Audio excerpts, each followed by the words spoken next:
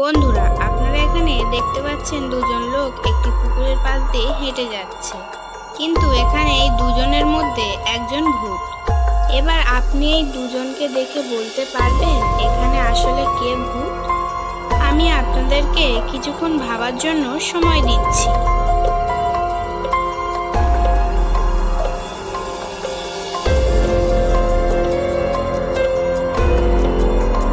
কি বন্ধুরা, উত্তরটা কি বলতে পারলেন?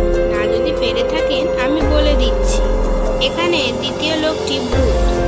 কারণ আপনারা যদি একটু ভালো করে খেয়াল করে দেখেন তাহলে দেখতে পাবেন তার ছায়া জলের উপরে পড়ছে, আর প্রথম লোকটির ছায়া জলের উপরে পড়ছে।